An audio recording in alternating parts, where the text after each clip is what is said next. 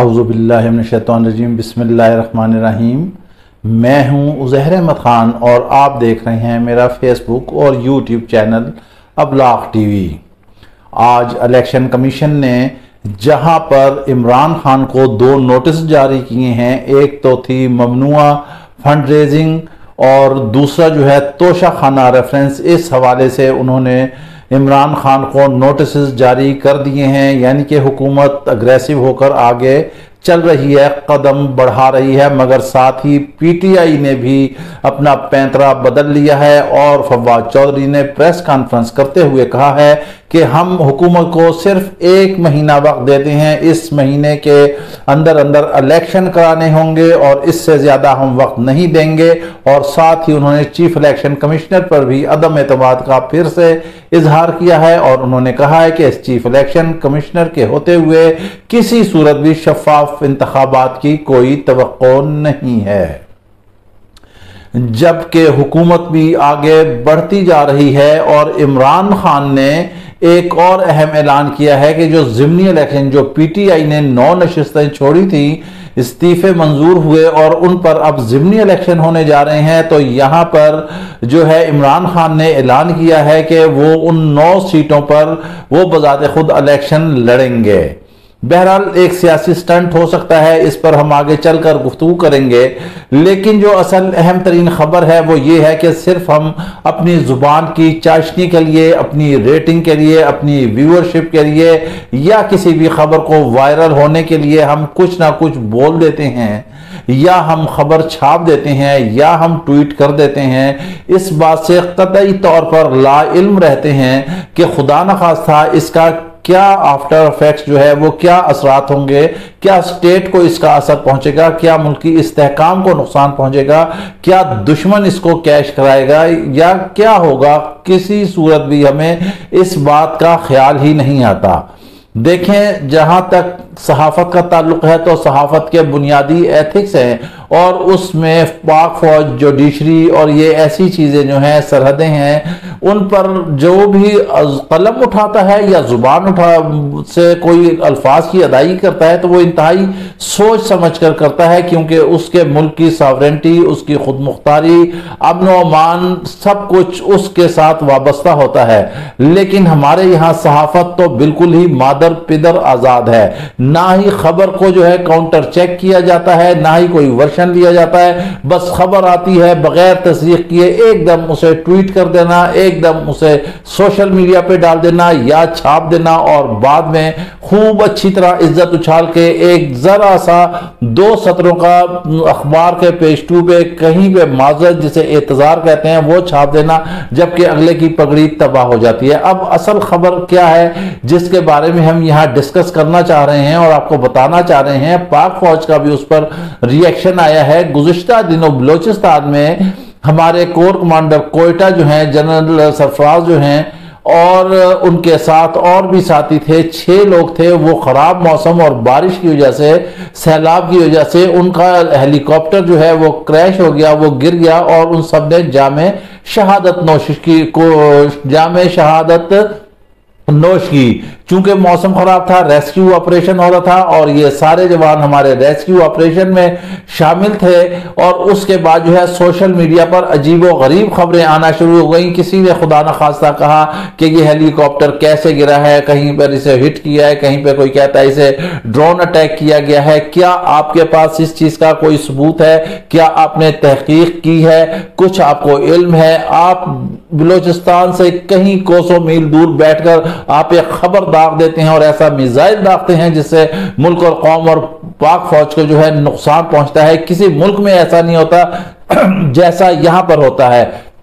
क्या आपको खबर ब्रेक करते हुए जो कि बिल्कुल बेसलेस है, आपको यह ख्याल आया कि जो शहादा के पीछे लवाहिकीन है, जो वर्सा हैं, उनके दिल पर क्या गुजरेगी?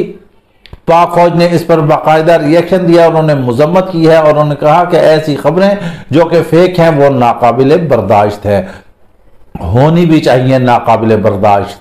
कम अज कम आप मुल्क की सालमियत का, आप मुल्क की इस्तेहकाम का, आप फौज की कदर मंजिलत का आप उसका एहसास तो करें। आप ये देखें कि फौज हमारे साथ कदम बा कदम खड़ी है। इस मुश्किल वक्त में उनके जवान अपनी जानों की कुर्बानी पेश कर रहे हैं और यहां पर आप एक गलत खबरें फैलाकर उनका मोराल डाउन करना चाहते हैं। आप दुश्मन के हाथों में जाके खेल रहे हैं, आप दुश्मन को सॉरी आप दुश्मन को फायदा पहुंचा रहे हैं। ये सारे इक़दाम गलत है, हम भी इसकी मजम्मत करते हैं। 100 दफा नहीं 1000% हम मजम्मत करते हैं कि ऐसी फेक खबरें बिल्कुल नहीं चलाना चाहिए। कोई सोशल मीडिया इतना भी मादर पिदर आज़ाद जो है वो नाकाबिल बर्दाश्त है। बहरहाल अब हम आते हैं इमरान खान की तरफ। इमरान खान जो 9 नशिस्तों पर इलेक्शन लड़ने जा रहे हैं, हम ये कहते हैं कि इमरान खान कप्तान है, वो बादशाह बनने से ज्यादा बेहतर है कि बादशाह अगर बने, अपने खिलाड़ियों को आगे खिलाए, उन पर एतमाद जो है उनका बहाल करे, वो अपने अपने हलकों में लड़ें। आप यहाँ इस्लामाबाद बैठे हैं, 9 हलकों पे इलेक्शन लड़ेंगे, ये क्या कैसे मुमकिन है? आप कोई अक्ल कुल नहीं है। आप सियासत को सियासत की तरह खेलें। आप क्रिकेट के मैच में हाकी ग्राउंड ना बनाए, बजाय कैच आउट होने के बजाय आप चाहते हैं कि पोल में गोल हो जाए हाकी स्टिक से शॉट मार के, तो ऐसा मुमकिन नहीं है।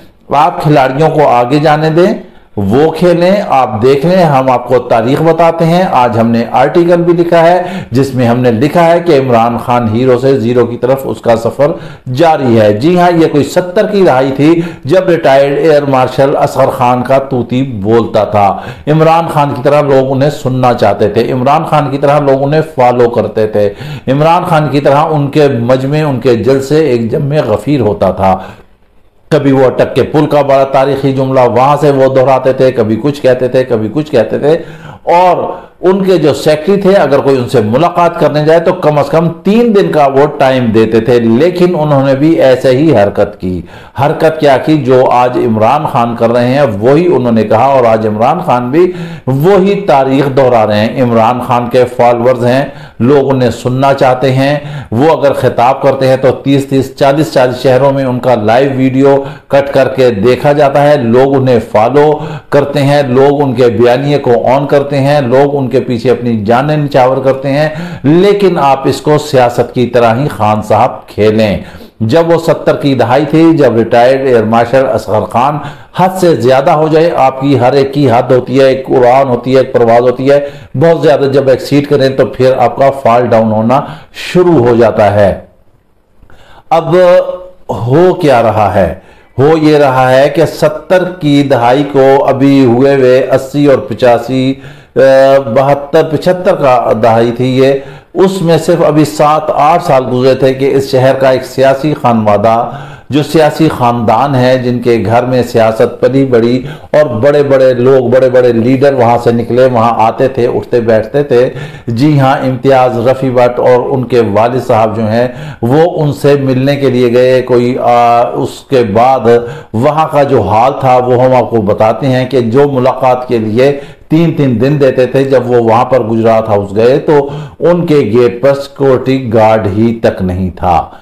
ये इमरान खान को एक सबक बताने के लिए और सिनेरियो दिखाने के लिए हम इसका यहाँ जिक्र कर रहे हैं। लिहाजा कोई ऐसी सियासी गलती या ब्लंडर ना कहने।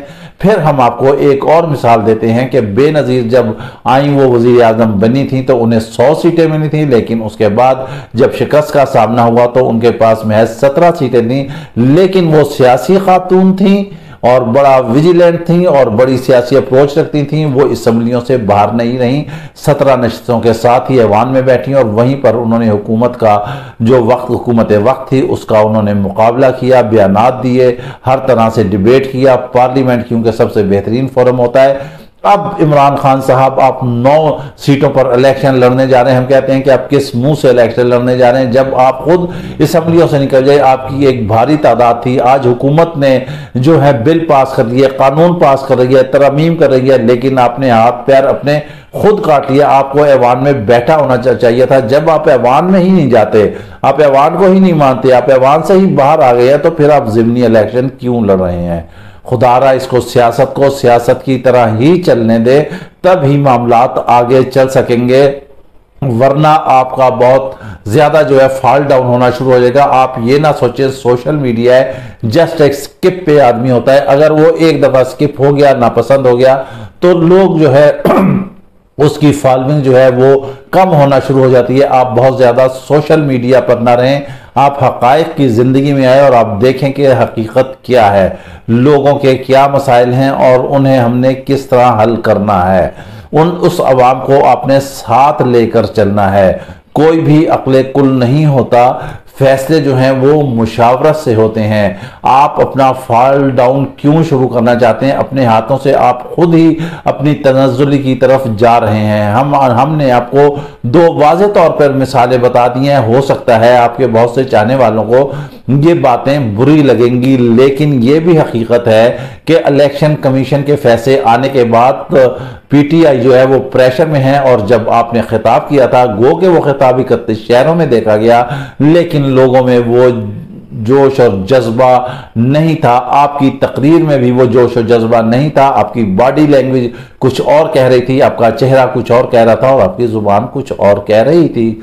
देखने और सुनने वालों ने कहा था कि इमरान खान जो है वो प्रेशर में है। अब इस प्रेशर को आपने दूर करना है, इसमें कोई शक नहीं। हम ये भी मानते हैं कि नर्व्स की गेम में आप स्पोर्ट्समैन हैं और आप जीत जाते हैं और आप जीत जाएंगे।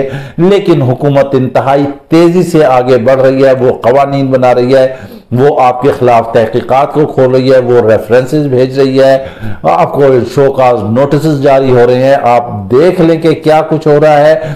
आज इलेक्शन कमीशन ने चौधरी शुजात को भी सदर बरकरार रखने का हुक्म दे दिया है कि उन्हें काफली की सदारत से नहीं हटाया जा सकता। इमरान खान सोच समझ कर चले, सारी गेम बनी हुई है। उनके जो है इतनी मेहनत जो है 22, 23, 24 साल को, वो खुद ही इसको ना पानी में बहा दे, खुद ही ना गरकाब कर दे। कौम को अगर एक लीडर मिला है, कौम चाहती है उसके पीछे चलना, उसे फॉलो करना, उसके बयानिए पर अमल करना, तो उस लीडर को भी चाहिए कि वो तहम्मुल से, सब्र से, बुर्दबारी से और जो सियासत के उसूल और कवायद हैं उसके तहत चलकर वो सियासत करे। क्रिकेट के ग्राउंड में हॉकी का मैच कभी भी कामयाब नहीं हो सकता मेरे कप्तान। मैं आपको ये बता रहा हूं कि आप कामयाब हो सकते हैं अगर आपकी लाइन लेंथ सही है। आप देखें अभी भी अपने सफों में क्या कहीं कोई आपके मुशीर कोई ऐसे प्लांटेड तो नहीं है जो आपके गलत मुशीर हैं, आपको गलत मशवरा दे रहे हैं। जैसे इलेक्शन कमीशन के हवाले से आपको सही तरह ब्रीफ नहीं किया गया, इसी तरह ज़िमनी इलेक्शन और बाहर के हालात और आमदा हालात के बारे में भी आपको सही ब्रीफिंग नहीं दी जा रही, जिसकी वजह से आपके फैसले जो हैं वो आगे खता का शिकार हो जाएंगे।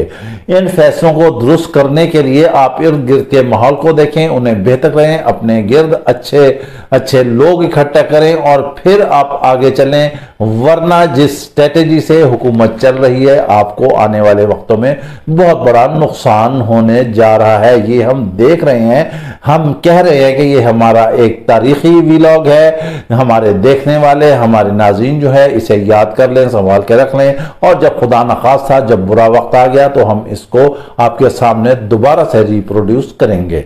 इसके साथ ही आप हमें इजाज़त दीजिए। अपना ख्याल रखिएगा, साथ अपने इस चैनल का भी।